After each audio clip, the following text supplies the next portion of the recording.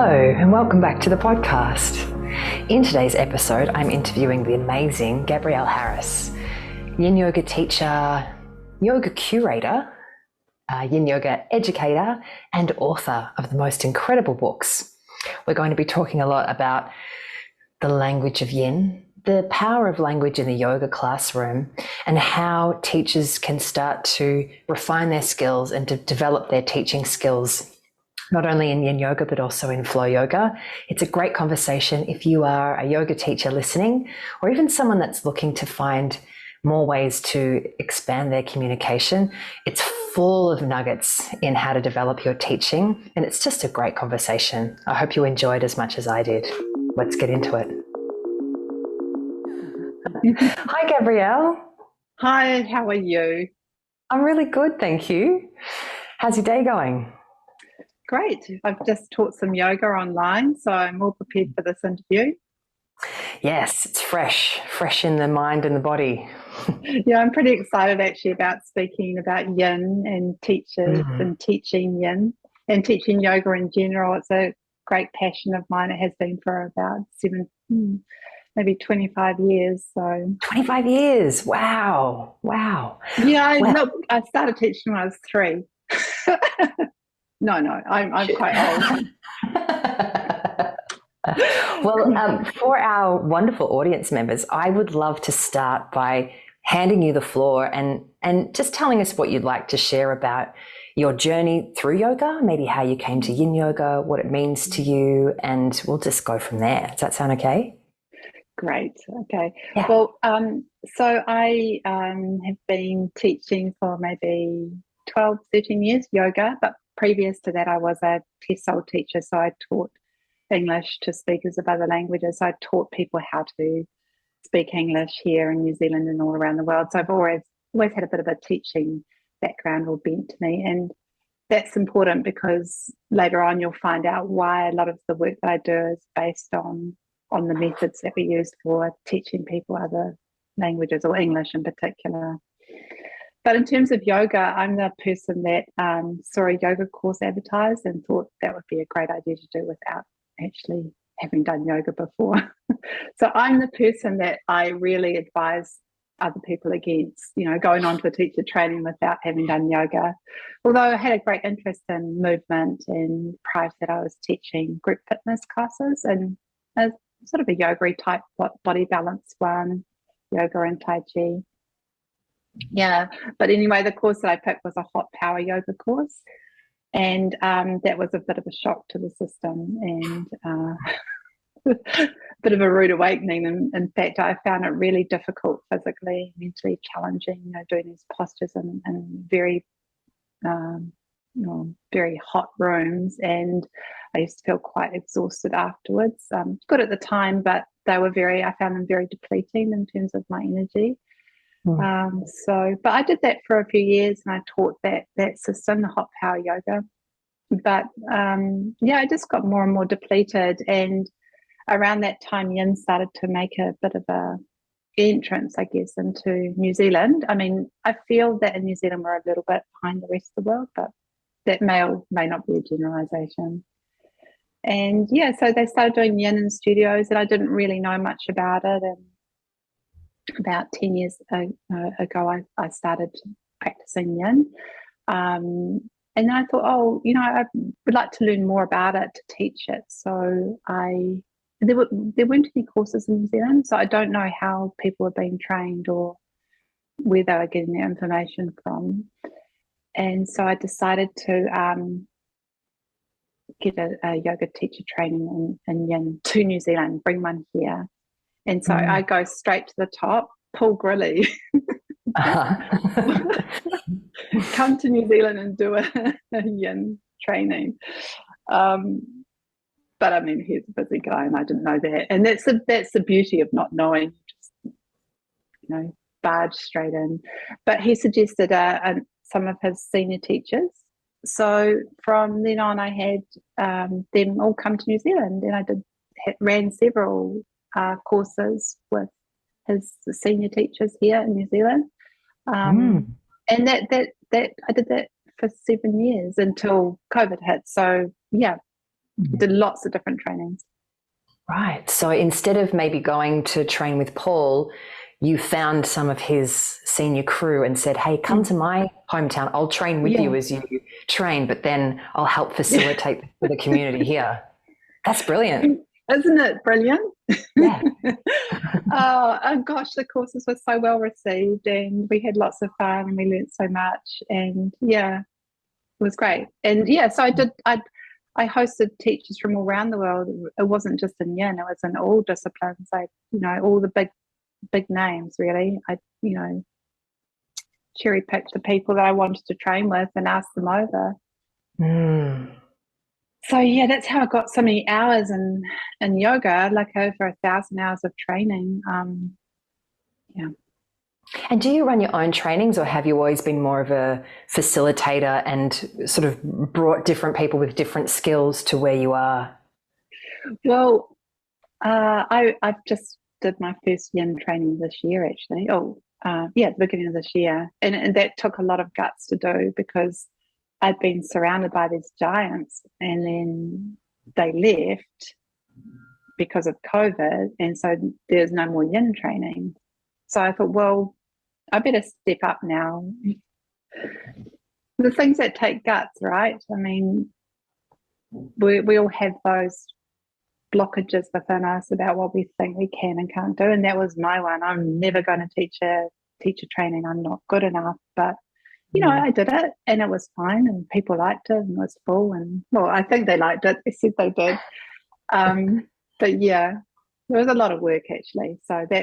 And I've got my second one coming up soon. So oh, great. Congratulations. And you know what, I think about what you've just shared and I think to myself, I actually think it's incredibly gutsy for you to have been coordinating so much amazing activity, and for you to be essentially creating training programs for New Zealand. That takes a lot of guts to step up and go, hey, I see that there's a need here and I'm going to actually put it out there and ask people to come, versus someone that might just go, oh, I'll just run it myself. I guess it's just a different way of looking at it. But I'm really glad that you've found that next step to go, you know what, I've been doing this for a long time. I'm going to start running a training myself. Yeah, there's a lot of fear, isn't there? I mean, and we can talk about that with writing a book as well, but sometimes you just have to step over, and everything that you imagined would happen doesn't usually happen. It's not usually as bad as what we build up in our heads. And that same sort of fear, I think, is prevalent in new teachers. And I mean, this is maybe going off topic, but it's the same thing on a different level. They never start teaching their first class because they have this fear. But sometimes you just have to jump into it. Yeah. And that's why jumping into a teacher training without any knowledge actually worked for me. Yeah, because you're not sure what you should be apprehensive about, because it's actually so brand new that you just go, yeah, I'll do this. I'll jump in. Yes, exactly. The fear's not there. Yeah. Are you observing a lot of teachers now? Because I've had a lot to do with mentoring teachers and lecturing at yoga colleges, a yoga college in Melbourne, that there's this, and I think it's worldwide in all sorts of different fields, but the fear is really different now because a lot of the fresh graduates may not have taught any classes in a room because they did their trainings predominantly online. And the gap is even wider now because those practical skills and just the different feeling that you get when you're in a room versus a screen is creating even more overwhelm with, okay, so how do I even get into a studio? I've never really even taught a class before and I'm supposed to be a yoga teacher. Oh, how do I move through that overwhelm? Well, that's natural. I mean, teaching live is a live performance. You can't edit it. There's no control, alt, delete, is there? And, public speaking, which it is in some ways, it's a form of public speaking, is one of the greatest fears, along with death and divorce. So it's very natural to feel that way, I think. You need to get some, but the thing is, the more you put it off, the harder it gets. I've seen it with the more you say, I'm not quite ready, I'm not quite ready, I'm not quite ready, it's a slippery slope. Yeah, it's You'll very never be true. ready. You're never ever going to be ready. I was never going to be ready for a teacher training course. I was never going to be ready to write a book.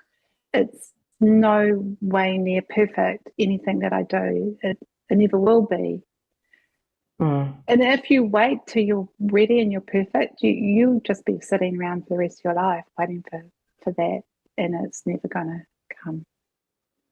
Yeah, I had a fabulous mentor guide me through that years and years ago when I was asked to step up and become a lecturer, lecturing in anatomy and yin yoga and language at a college. And I've definitely got that perfectionism trait, like everything needs to be done really well or it's not done well at all, which I'm working through.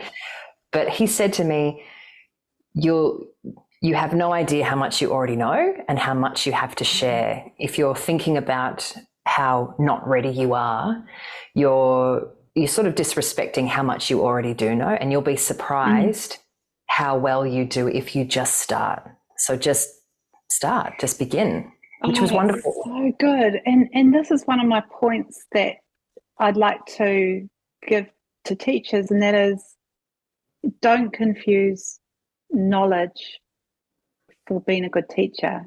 Don't confuse having more and more knowledge for being a better teacher, because you can teach really well with nothing. Not much knowledge, not much practice, not much information. You just need to find out what it is that you're good at and do that very well. And that's what I find people, they confuse. And I was like that. I was a serial course goer. Just one more course. Just one more course. But I don't know if it's made me a better teacher. It's given me more information. But teaching skills don't rely on knowing more. They rely on practice. And if you've done a course and there hasn't been space around it to actually feel it in your body and implement it, even if it's one skill, and then you jump into some other whole paradigm of knowledge and then you jump into another one, it's probably likely that the first course that you did, you'll hardly remember anything that you learned. Even if I look back at the notes I write in courses, and I write impeccable notes, but I look back and I'm like, oh, I really connected to this in the moment. But I can't quite remember what they were saying at this point in time. But what I try to do now is, especially in acupuncture, because I'm a practicing acupuncturist as well, if I learn a new skill, I just want to practice that as many times as I can to get a good feel for it before thinking, oh, I need to learn this course on postpartum care or this course on whatever it is. Because unless you actually filter it through your body, and I think this is really relevant for yin teaching as well, it's sort of, you haven't really learnt anything. It hasn't been learnt. You've just listened to someone. There's a difference between knowledge and embodiment. So, like you say, if you haven't passed it through your body, then it's just information floating in your brain. And I think that's another good point for teachers is, don't ever be afraid of repetition, because sometimes you hear them say, I've got to do something fancy or change it up or have a different routine or a different sequence. And I'm like that too. I like doing that myself, but you can have the most simple practice and it can be the most beautiful practice. Yeah. And you can do it again and again and again, and people will get different things out of it every time. So yeah, why not? Why not keep repeating yourself? Yeah. And maybe this will segue into the book. Gabrielle has written the most extraordinary book, which we're going to talk about in this podcast. But don't you find that in yin yoga, and when I'm teaching students how to teach yin yoga, I'll often say to them, you could teach the exact same sequence every week, and you might just change the concept. You might frame it in a different way, bring a different narrative to the sequence. Some students will probably not even realize that you're teaching the exact same sequence over and over because of the culture shift that you're providing with the class, because the list of poses that we have in yin yoga is small, even though there's so much you can do with it. To me, I find it's a practice where your creativity is unlimited. exactly. Yeah. So we don't need to keep changing things all the time. That's only a pressure we put on ourselves because we feel we have to be everything for everyone and we have to know everything for everyone. So put that aside and just teach what you know well. And you're right, you can have different frameworks for the class, and that's something we can talk about is why you should set an intention at the beginning of class for what you want to teach, because you could teach from the physical or the mental or the emotional or even from the energetic body. The same sequence but with a different layering is what you're saying. Do you want to start talking about the book, or do you want to share a few more of your passionate tips for teachers? That, I mean, they'll probably keep getting sprinkled through. I've got so many tips for teachers. Tell us a few more tips. Tell us a few more tips you've got for teachers. Okay. So let's go back to why this sort of overlays with being a language teacher. So in the TESOL world, teaching English to speakers of other languages, we had certain pedagogy or ways to get our meaning across. And some of them I think are really important, especially in the yin world. So one of the biggest ones was because we taught in English, not in their language, we had to be really mindful of it's called teacher talking time. So we couldn't stand up like in an hour class and talk for 80% of that class because it would go over people's heads. So there was this thing called teacher talking time. And what we had to do is get the students to become more involved in the class. So one of the first tips I'd like to give young teachers is that we need to reduce the amount of time that we're talking, because the more we're talking, the less the students are, we'll put talking in inverted brackets, the less we can see the students. The more we talk, the less is coming from the students, if you know what I mean, even though they're not saying anything. So I've got a little acronym which I might find useful. It's called WAIT, and it stands for Why Am I Talking? So the WAIT stands for the first question you should ask yourself is what I'm about to say, is it important? Like really important? And if it's not important, then why are you saying it? Are you trying to fill a gap because you feel uncomfortable? After 2 minutes there's been silence. If it's not important, just leave it out. Is it relevant to what you're talking about? Another point is it necessary? Is it needed? And is it delivered at the right time? So there's the T. So I think if you take that WAIT acronym into your teaching, your vocabulary or the words that you use become a lot more essential. And that's how I like to think about it, as you're dropping essential oil into the class, just little bits here and there. And essential oil is much more potent than a perfume that you just spray everywhere, and it becomes overwhelming for people. So that's one. Yeah, that's fantastic. Can you just can you say the acronym again for us? So it's WAIT. Why am I talking?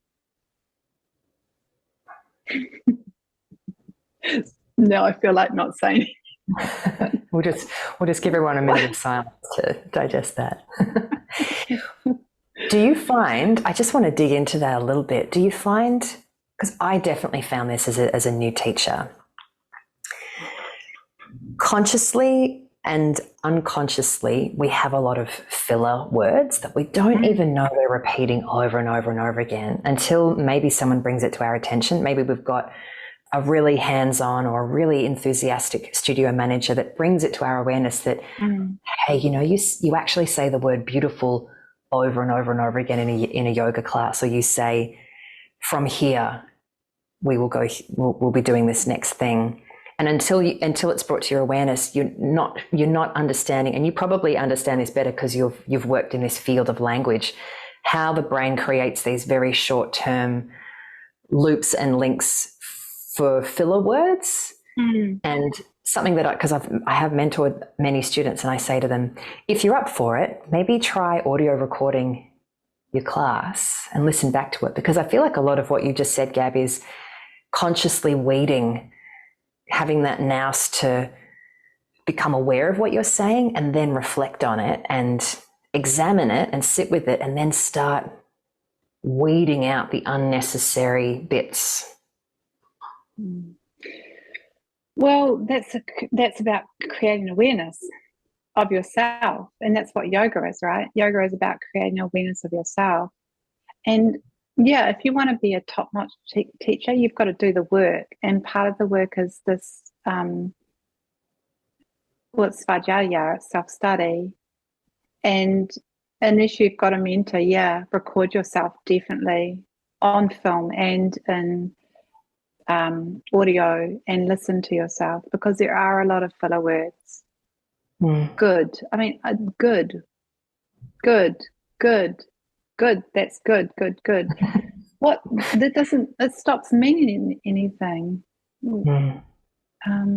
So you've got to take some time out to develop a word bank or a language bank that you can use, different ways of saying the same thing, really, I think. I 100% agree. Sometimes I'll say to students, see if you can go away and come up with 3 or 4 synonyms, words that mean the same thing as the word perhaps or maybe. You know, we've been very influenced in Melbourne with a lot of trauma-informed yoga.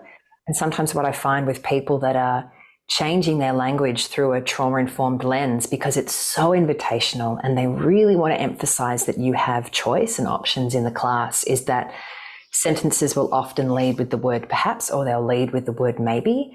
And that repetition of those words, to me, can almost become an irritation, because it's lost its meaning, it's lost the sweetness in which it was intended, and they tend to really get stuck on those 2 words. And I think that's the same for good, and I think that's the same for beautiful, or some of the other more common words we hear a lot. I think the words perhaps and maybe they're question words, right? So questions are great, though. They really are for drawing the student out. And I think this is maybe a point we could talk about a little bit, is that we as a teacher, we are many things. You know, we're a magician, we're a DJ, we're a conductor, we're a block carrier, and we've got to do all these things at once. And what I think is really important, though, is to give agency back to the student and to take ourselves a little bit out of the picture. And the way, by agency, I mean, one day, and I say this to students, one day you won't even need me here. You know, I'm just here to give you some tools and techniques and guide you, so you'll be able to do this on your own. And the way that we can do that is through questions. And the reason why questions are so powerful is because they force the person to understand what is happening from their point of view, rather than us telling them what is going on. So I think questions are really powerful. The perhaps and maybe one, and maybe I'd change up to things like how does this feel? What happens if? Have you considered? Yeah. Because back to the teacher talking time, if I'm just talking and there's no feedback, it's just a one-way party for me, right? But if I can't find out from the students what they are feeling or what's happening for them, I don't think I've done my job completely. I've conducted a class, I've moved people through a set of poses, but to really teach we're teaching people, not poses. Yeah. You've heard that. This is what teaching people is. It's connecting with them, and the best way to connect with them is through and questions. Oh, I just had an amazing thought about that I hadn't ever thought of before, and I feel like all the things you're saying, I feel like you're just peering into my own heart, because these are so many things that I resonate with strongly. And that one-way conversation is something I've reflected on a lot, that when you are in a class and there's only one person being verbal, and you've got to be really mindful of non-verbal cues that you might get that help change your language, but that's sort of an adjacent conversation. What I just thought then when you were speaking is that when you're offering a lot of mindful questions, you do cultivate a more of a two-way conversation, but the other part of the conversation is happening mentally for the student. They might not be saying things back to you, but they get to have a two-way conversation, because when you say to them, how does it feel when you turn your foot in, or what do you notice when you bring the hands together, or whatever it is that you might be guiding, and they get to answer the question, they get to be part of the conversation. I'd never thought of it that way before. Yeah, and this is what I was trying to say before. That's, you've put it into a better framework for teacher talking time. The more you teach, the less they talk, and by talking I mean communication with you. Yeah. Rumi's got a beautiful quote. There's a voice that doesn't use words, and I think that's what we have to really try to bring out. Well, for me anyway, I think that's important in classes, because why are you teaching yin? What is the purpose of it? What are we doing? I mean, what are you doing? What am I doing? Well, there's many ways to teach, right? And for me, to take someone through a set of poses, banana pose, do this, do shoelace, do this, do that, do that. It's got its place, but I think it's missing. It's to me, it's sort of shallow. I think there's more depth to this practice, and that's, we're lucky because we've got the time, and we can build the right container to make this a more important conversation. And the important conversation is people need yin, and they need it because they're tired, and they need it because they're overworked, and they need it because they're stressed, and they need it because they've been through trauma, or they need it for lots of reasons. So do it justice and make it a communication, because it's again another definition of yoga is to connect. And and if I was to add to that, I'd also, in my observations and in what feedback I get from people, even though we've had this pandemic, which is not done, and people were forcefully stopped in their tracks, and there was a lot of opportunity to reflect and slow down, and some people took that on board and in their stride, and other people really were challenged by it. I'm not sure how it's going in New Zealand, but definitely the cogs are turning again in Melbourne, and people are working again. And I feel that for lack of a better word, the sort of the busy culture, the yang culture that we are soaking in, I just don't know that people get many opportunities to access themselves, or if they give themselves enough time to access it where they can really feel, or have a revelation, or clean out their brain, or all the things that I think the space in yin gives people provides. So for me, when I'm teaching yin, I'm guiding you through shapes. I'm trying to give the good. I always call it a score. I'm trying to give a good score, like a musical score of what could happen here. But what I really want to create for you is a place where you get in touch with yourself. Whatever's in there that needs you to connect with, whether it's challenging or brilliant or everything in between, that's what I think the silence gives. And I love that Rumi quote, because in that silence, I'm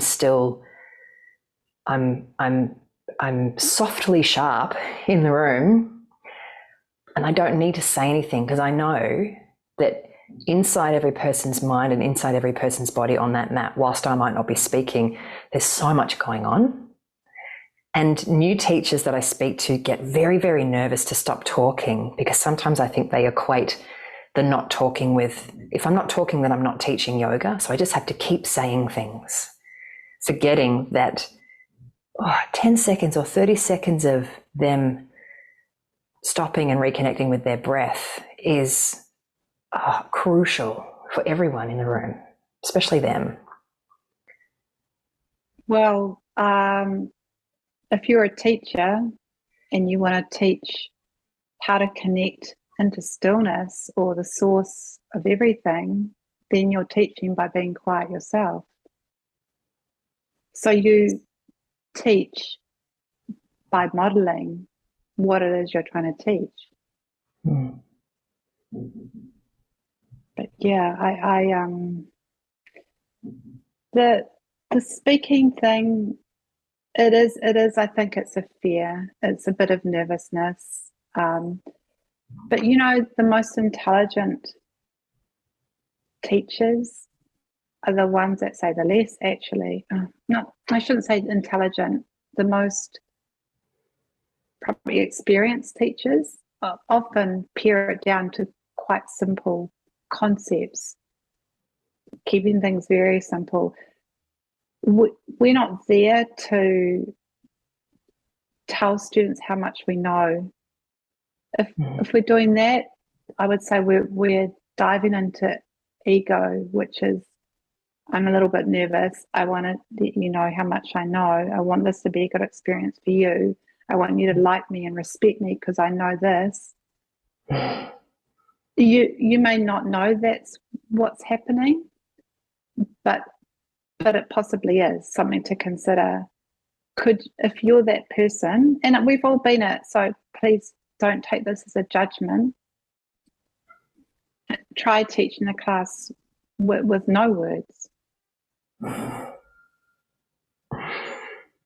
and see how you get on, you know, and watch how comfortable or uncomfortable that is for you. I mean, I feel it now, still 10 years later. I'm looking at the sand timer, and it's like, there's another minute. I should say something. And so this is just something in me, coming out of me. The students don't mind. They're probably loving the silence because the world is so busy. There's so much noise, visually, auditory. You know, there's information coming at you. They're loving it. The biggest thing students tell me that they don't like is teachers talking too much. Sorry, everyone out there. I just got to put that out there. Yeah. That's the feedback I get. There's a nice class, but they talk too much. Yeah. I hear it so often. I'm like, yeah. Tricky. It's tricky because you have to give instructions. You know, you do have to say, you have to get people into the shapes, and you have to give some guidance. So it's a balancing act. And that's why you need to record yourself and listen to yourself. Yeah, because even that part, the instruction, can get incredibly bogged down with lots and lots of detail that might be necessary for the first round of something. And then how do you just make a reference to what you've said? I witness a lot of teachers in training that they're just, you know, they're cutting their gums, they're figuring things out, which is great because that's how we sharpen our tools, that's how we polish ourselves. Of course. That they might create, say, for example, a vinyasa sequence, and then they'll teach it. They'll repeat it 2 or 3 times, and the brain's done this thing where it's locked a short-term script, and they'll say it identically the second round and identically the third round, which is a great place to start. It's a place to start, but then how do you just reference the first round with key words to help people remember what they explored in their body? Is it possible to then get to a place where you might be so minimal it's just breath or a few really essential words? Yes. That's the technique we use in the TESOL world. So we'd get people to speak about a topic, say like their family, for 2 minutes, and then they weren't allowed to stop.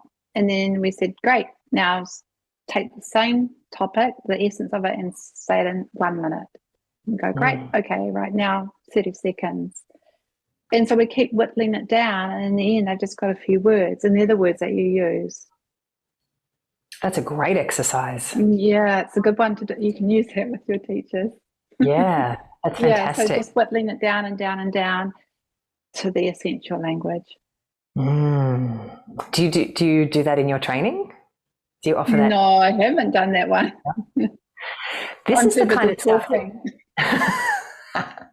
the irony. I feel like these are the kind of nuggets that teachers that are growing and developing are craving to learn. Because I say to a lot of people, hey, once you start teaching, it's really hard to get feedback. You might get a couple of students say, thanks, that was a great class, and that's it.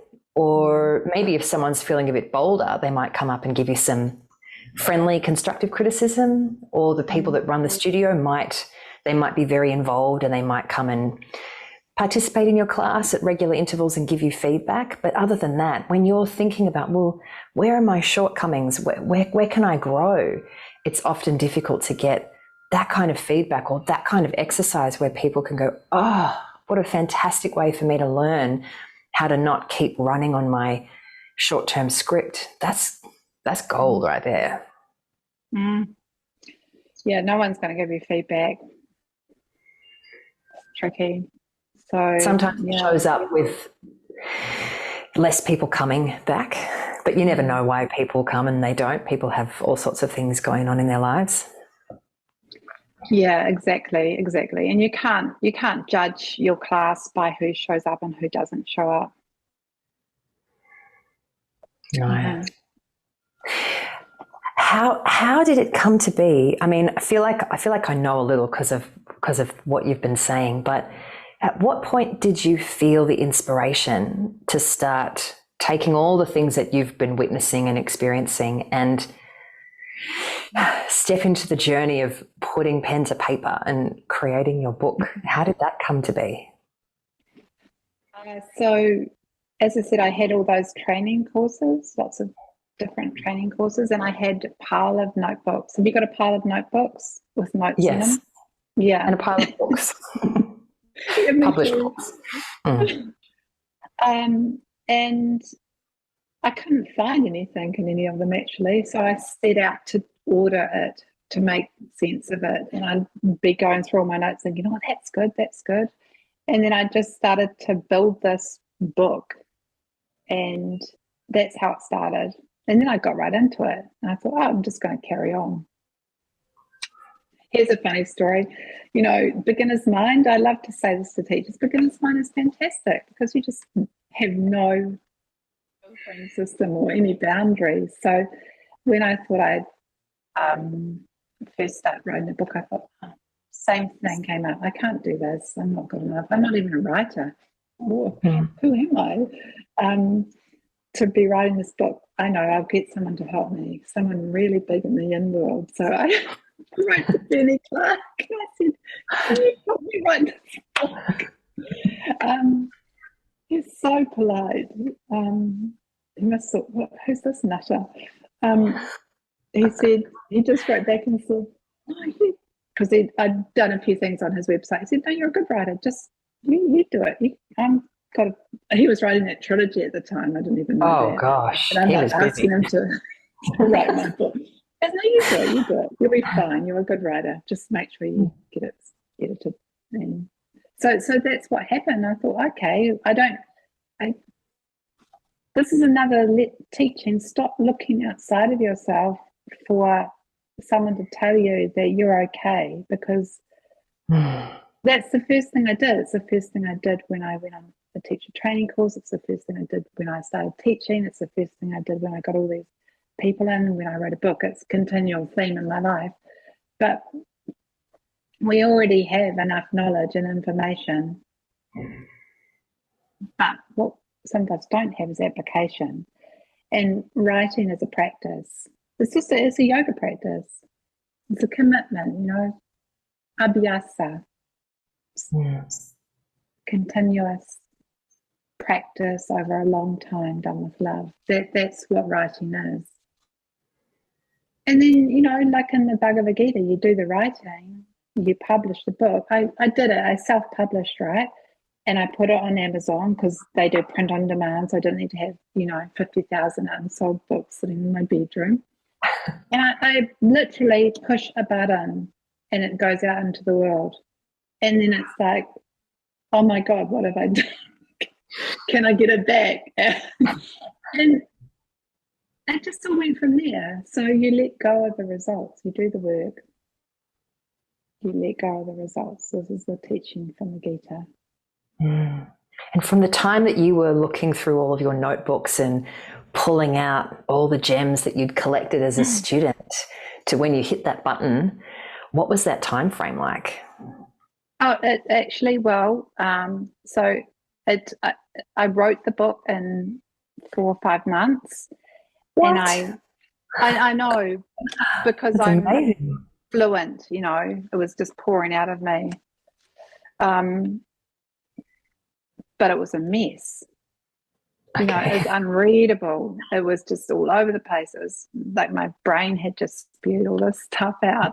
And some people said, look, you got to put it in order, you got to. And then I put it in order. I saw where the gaps were.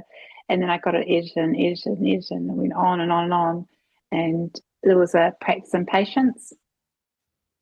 Because I was like, at a certain point, I was done, I can't read it again. 2 years later.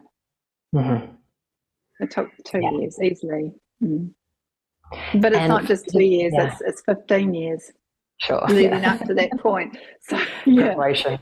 For those of you that haven't had the glory yet of looking at this book, for me, when I looked at the contents and the order and the structure of what is in the book, it's just amazing. And I said this to Gabrielle offline before we were recording.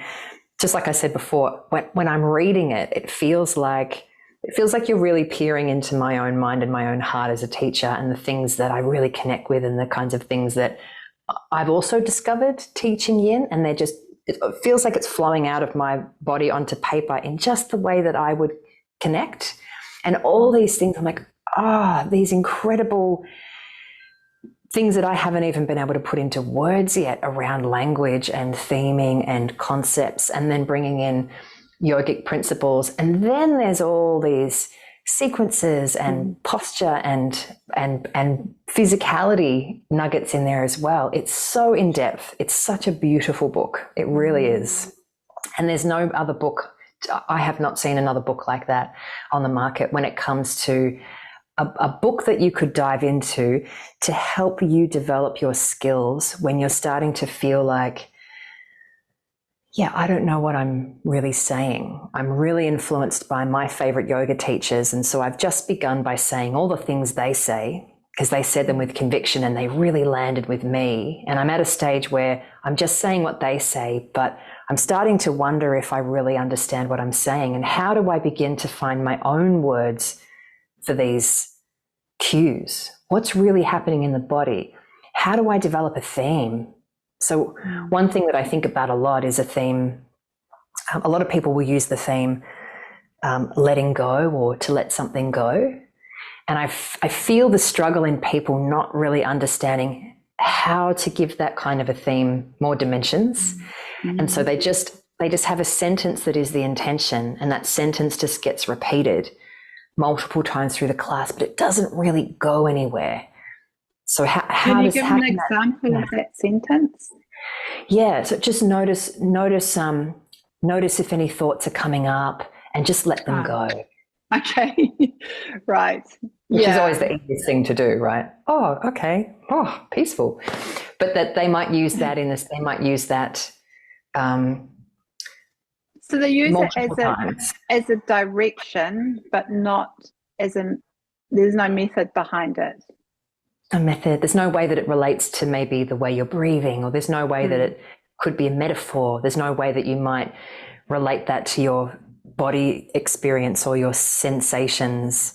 That just might give it more avenues than just being repeated over and over again, where it just, as I said before, can become a frustrating thing to hear because I don't know what to do with that. Yeah, I think this is a good point. So a lot of the yin philosophy is based around letting go, right? We're letting go of the muscles so we can relax more into the connective tissue. We're letting go of, hopefully, of the thought processes as the body comes down. We're maybe letting go of the fact that we don't look like the person next to us, or we're letting go of the idea that yesterday we could do something or could do something, and today we can't do something. So there are all these little lovely ways of bringing that into the practice. But the thing is with theming is that unless you have been through something and had to let it go and have processed that and understood the lesson from it, then you're not teaching the theme, you're just giving it lip service. So maybe you've lost someone and you've been through that stage and you've processed it and you've come out with the end result, then you are qualified to talk about letting go. We've all had these experiences in our life, we just need to think about them. And the other thing with a theme like letting go of anything, and this is important for yin and yang, is you can't have one without the other. So if you're going to talk about letting go, you also have to talk about what the result of that is, the filling up and all the space created. So themes they have to happen in context rather than just, it's like the word relax. Like you say to someone, just relax. It doesn't mean anything. How do I relax? I am relaxed, but you're not. Obviously, your muscles are very tight. You don't even know what relaxation is because you spend your life being tense. So saying relax, we need to have tools as to how to convey our themes, I think. Yeah. And with that word relax, what I've also heard from people is that if they just get that sort of command said over and over to relax, and they don't know how to do that or they don't have an instruction, what they can become acutely aware of is how tense they are, and they become more and more tense. So it actually does the opposite thing. Oh, that's interesting. Oh, right. Yeah, it becomes meaningless maybe in some ways. Yes. Well, it highlights how not relaxed they are, and how trying to relax is making the tension stronger versus a different way to talk about relaxing. So I don't use, I'm sure I say relax and let go and all those things, but I don't tend to use those words so much. I would tend to use metaphor, because if you're tense and you've been tense in your life, that tension's made a home in your body. So you might think you're relaxed, but you're like really actually quite tense because it's become the norm for you.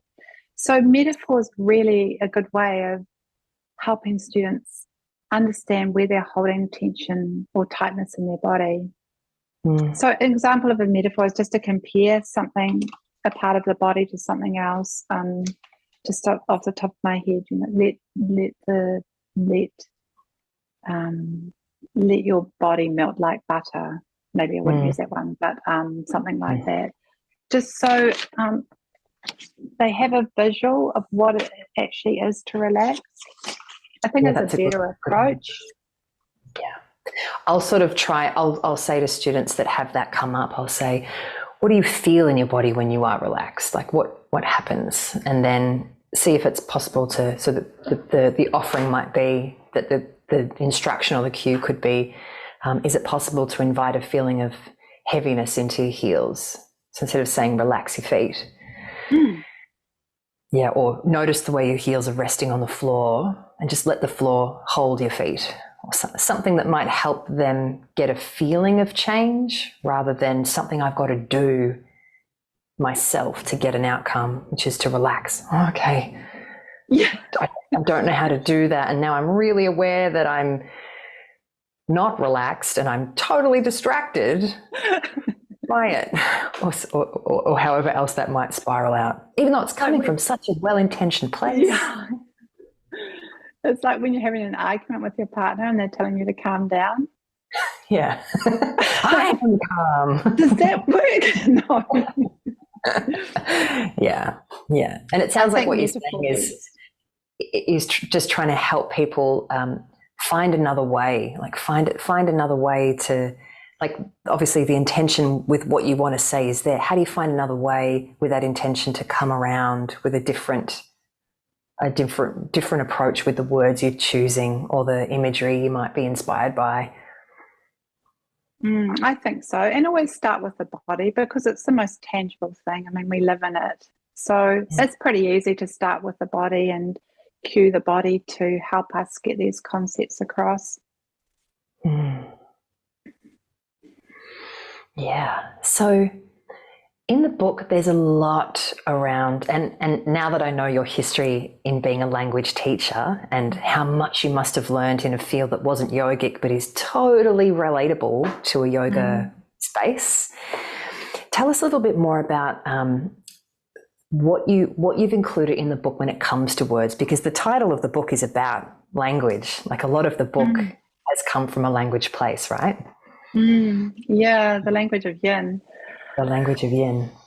I think I wanted to provide a resource for teachers because, as we talked about before, there wasn't much available for. There's a lot about anatomy and the bones and the joints, and actually I wasn't that interested in anatomy. You need to know it. I see its place.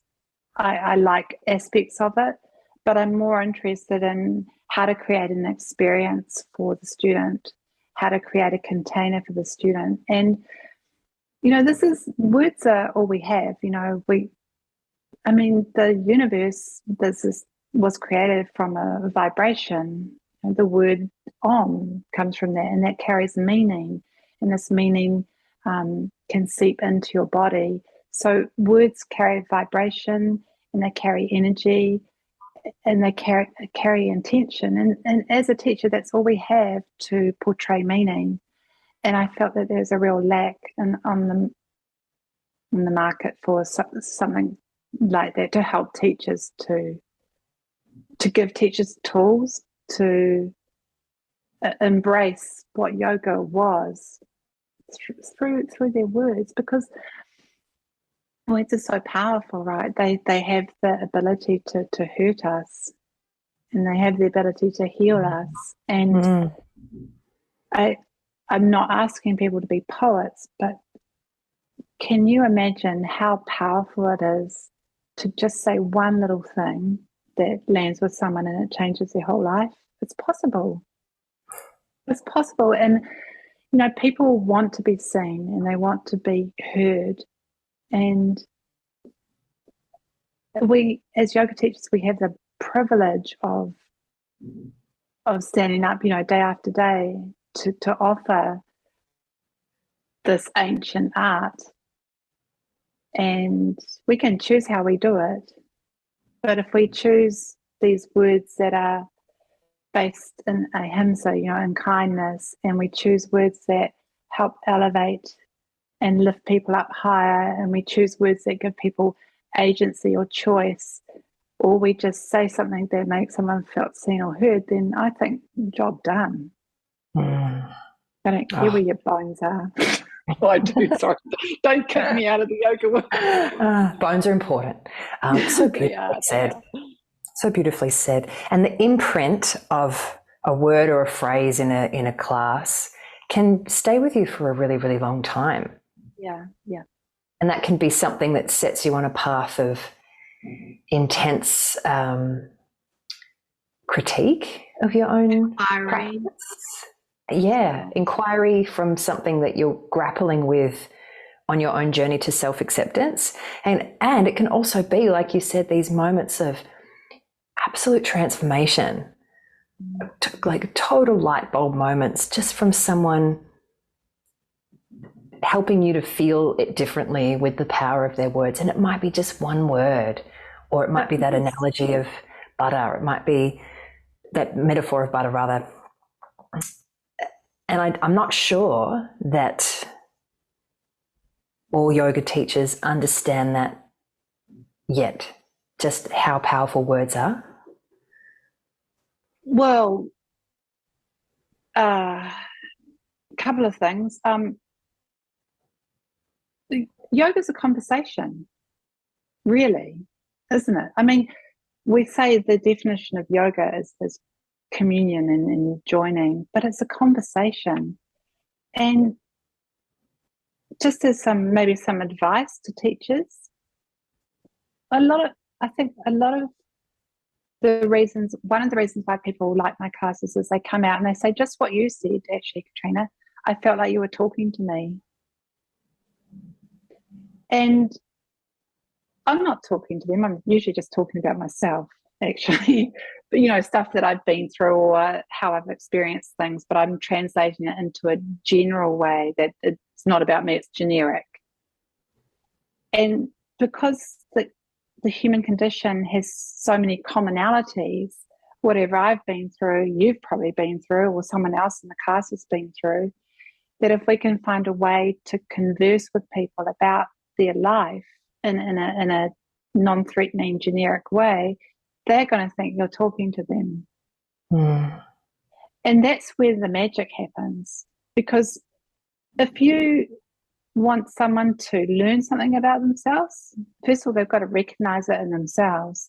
And if you can say one thing that makes them think, just like you said, oh, maybe I don't voice my opinions that much. Tonight I'm going to go home and voice my opinion. No, but if you say one thing that helps them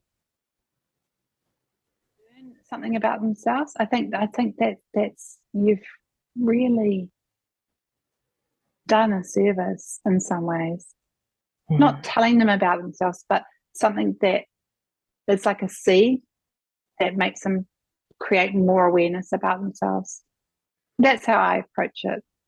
Yeah. The other thing I want to say is that what's really important is if you drop a nugget into a class, don't say anything after it.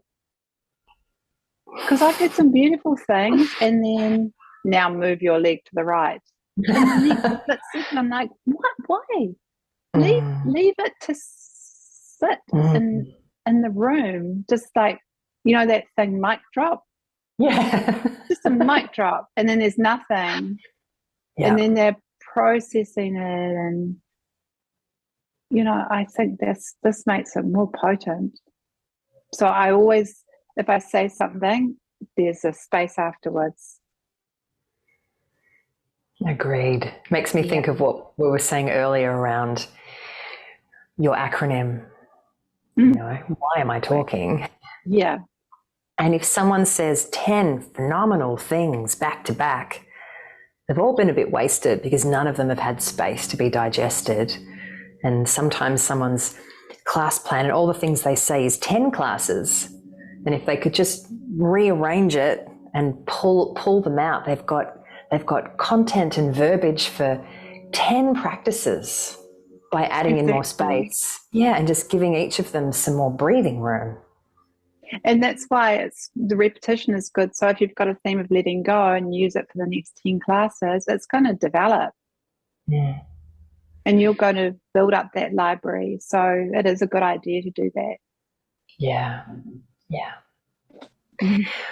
Were there other things that you wanted to share with us today? I know that you did some wonderful preparation. I did. I'm the preparer. Let me see. Another thing that I think is really important is to learn from our students. Like, we think that we are teaching them, but they're also teaching us.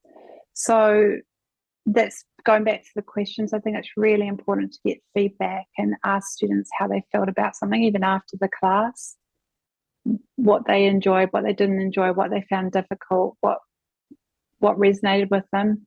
And also watch your cues, because if you also see confusion in the class, then that's a spot that you need to work on. So learn from the students and get to know them and use that to teach yourself as well. In terms of cueing, I think it's really important that you can teach students as if they were blindfolded, or teach from the back of the room where they can't see you, because this is really going to sharpen up your cueing. And you can move bodies into positions without them seeing you. I'm not saying you have to teach like that, but that is what is going to sharpen up your cueing. Yeah. So I've got some homework for the listeners to teach.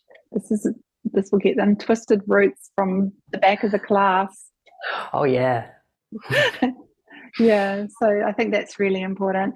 And also in terms of cueing, I think that getting students in and out of a pose is as important. So before you want to get them out of a pose, I think you need to tell students, give them a little countdown or like say just another couple of breaths in this pose or something like that, to give them a bit of warning. Because if they're in a pose and then suddenly they're yanked out of it without warning, it can be a little bit jolting. So just take your time with that, getting in and out of poses. Yeah. So what else? Yeah, I think with yin yoga, because we teach functionally, well, I do anyway, that's how I was taught. We give students options to do different shapes, but because of socio-normative culture that we live in, people just want to do what the person next to them is doing, because they don't want to stick out as looking different or being odd or special. So I think we've got to really fine-tune our cues as to giving permission for people to do something different. So this is something I'm still working on, because it's a little bit of a tricky one. I don't know about you, how you find that. I find that as well as that sort of that tendency in people, sometimes it's because they want to do it right.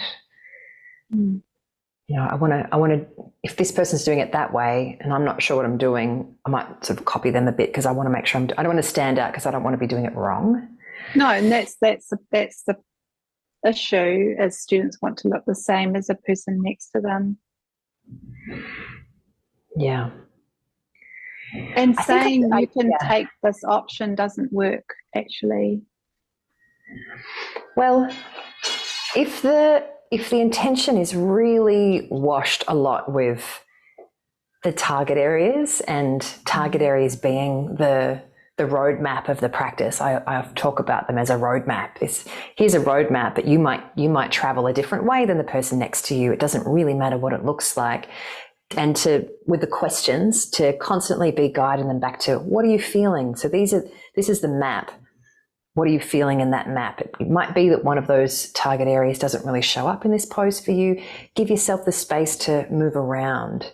What happens if you crawl over to the left a little bit? What happens if you crawl to the right? See if you can find something interesting, whilst also paying attention to whether you can breathe with ease here, or if the rest of your body is guarding up. And I do find that a lot of people take that up, and they do explore. Yeah, and I love, it's such a satisfying thing to see that people will colour outside of the lines, because it is that functional approach. It's not once I'm in, I'm locked in position and I'm not allowed to move for 3 minutes. And they will, I don't teach public classes regularly at the moment, but I would have regulars that just knew, when we do saddle pose, I do something at the wall, and they don't even need to be prompted. They'll just pick up their stuff and go to the wall, or they'll do upside down dragon at the wall, dragonfly at the wall. And I'll just be like, this is so great. I'll look around the room and people are doing really different stuff. And I haven't had to prompt it that much, because they've come to my class regularly enough to know this is my version of that. Yeah. So you've built that up though, haven't you? So you've taught students how to treat themselves, and that's a beautiful quality of a teacher. You're teaching someone how to treat themselves, how to look after themselves, and that in itself is a lovely teaching. So congratulations. Thank you. Yeah, Thanks. that's a good one. Yeah. Yeah, it's to the untrained yin teacher or teacher to look around the room and see that much variation can freak someone out, thinking, "Oh my gosh, it's all different." But when you Yeah. get seasoned, you look around, you're like, "This is ace." They know what they need. We're all sort of semi on the same path. We're all kind of exploring the same target area, but we've all found our own unique way to do it that works for us. And I just want to sort of take a step back. I don't need to do anything else until it's time to come out. And then make sure you remind people that if they've chosen to go to the wall, they may want to stay there for the rebound. You don't have to rush back in a hurry to the middle of the room. Just stay there until you're ready. That's right. So what you've done is you've created an environment of permission. And this is something as teachers we need to work on, because we're so programmed to do what we're told and to be good and to look like the person next to us that we don't want to step out of line. And one of the awesome things about yin yoga being slow, when you are teaching regularly and you've got regular students that come, you've got the time to sit with them and troubleshoot with them what happens when you add a block or you don't add a block, and you can actually customize and tailor something with them in a therapeutic way. And you can even say to them, so next time when you come to practice, this might be the way that you do a back bend instead of sphinx. And then when they come and they do it, you're able to do that, versus how challenging it is in a faster paced yoga class like a vinyasa class. You almost kind of have to catch them at the end. If you've seen, and I haven't taught vinyasa for a long time, but if you see that someone's quote unquote struggling, to get in there, to get out of your skipping rope and jump into theirs and still be jump roping with the rest of the room, that is a skill. And you can't check in necessarily and ask questions, but the yin gives you that space. And I think that that's one of its gifts for teacher student when you've got many people in the room. Definitely. Yeah, we do have that space. I love that. Jumping out of your skipping rope into someone else's skipping rope. Double Dutch, you're just like, I can't, just up next time and take a flow and then you're done. Yeah. I know, I've been there. It's big. So bravo to anyone listening that teaches flow class and manages to still weave in and out and be able to do what we're talking about in a faster way. So yeah, kudos to you. Yeah, you keep doing what you're doing. Yeah, well done. We'll just stay here. Yeah. So what other things before we finish?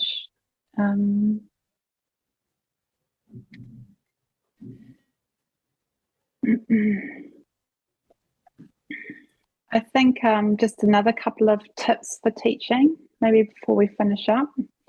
I think it's really important to, some people may not agree with me, but I think it's important to plan your classes so you know what you're going to teach, but be prepared to give it away. And then I think it's important to tell students what you're going to teach them. So they know that there's a reason for why they're doing these things. It's just to put things into context. And I also am really a big fan on giving students homework, because if they only come once a week or twice a week and then go home, and then you were talking about this before, how they take it out into their lives. So if they've got some tools to, like, okay, so the next time you're stressed, you do this pranayama or this mudra, or why don't you go home and put your legs up the wall, try it every night this week, or can you sit on your mat for a couple of minutes each morning as you get out of bed? So it keeps the practice alive. And so when they come back, they've got some more experience in yoga, rather than just picking it up and putting it down. Yeah. And are they quite typical tasks, homework tasks that you might give out, those that you've said? Yeah, I'm always encouraging people for meditation. And usually legs up the wall. I say if you can only do one pose, do this one. Yeah. Yeah, nice. these things at home to create a home practice. And what else have I done? I've also done the the yamas and niyamas as well. So practices or practice that. There's an Yeah, opportunity. beautiful. Where it's really needed, yeah. Like it's great when you're in class, but then when the stress levels rise or there's anxiety or life throws you a curveball, that's when we really need all the tools that we've been learning in yoga and be able to have that nous to bring it into the moment. Yeah. Exactly. That's what we're hoping for, right? We keep practicing. Yeah. And we keep practicing. So when life strikes at us, we've got a little bit more resilience. That's my hope for me anyway. Yes. And I can say with confidence that that's definitely been the case for me. After many, many years of practicing yoga and having a very regular meditation practice, it works. It does. For me, it gives me that gap between something happening and me reacting. And I would say single-handedly that's come from meditation. Learning where you really exist and that you are not your thoughts, that you've actually got for me, I have a wide margin of space between me and the world to redirect rather than just get sucked in and then I'm at the mercy most of the time, not all the time, but enough for me to notice that that's come from a long, dedicated chipping away at sitting with myself. Yeah, good for you. And that's the beauty of yin too, isn't it? Because we have these things come up, discomfort physically or mentally, emotionally, and we're staying. We're not reacting and running off. So I think yin's like mini meditations as well. You're sitting with yourself. Yeah. And creating this awareness. We're just creating awareness of ourselves. That's it. So how can people find out about your offerings? Have you got a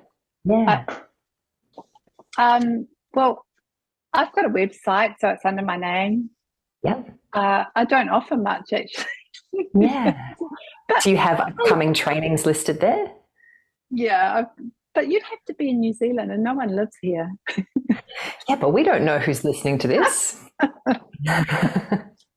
Our audience is growing. I've got another book though. Did you know? No, I did not. So does that show up back to front for you? No, it doesn't. Inspired Yoga Teacher. We haven't even talked about a second book. No, that's okay. I just want to show you this black and white thing going on. So I've got the yin and the yang. Yeah. Yes, the beautiful books. So the first book is called The Language of Yin, and the second book is called The Inspired Yoga Teacher. Inspired Yoga Teacher. And where can people? The yang people. It's got. I snuck some yin in there. Just as well. Between the pages when they weren't looking. And they're both on Amazon. Yeah, they're both doing really well. But I sell like 80% of them in the States. Great. Yeah. So, and I'm writing again. I'm writing another book. So hopefully something. Yeah, I enjoy the writing. And I've got the course coming up and I teach. What's the third book? What's the flavour of the third book? Are we allowed to know? I feel like I don't know. I'd like to tell you, but what I've been doing is taking poses individually and writing about them in depth, like sort of more of a, I guess, spiritual or psychological or not anything physical really about them. So the stories behind them, how they teach us in life, poetry, just little things like that. So I've done a number of poses now, and it's very challenging to try to tie all the yoga philosophy into them, but I'm getting there. It's enjoyable. So yeah.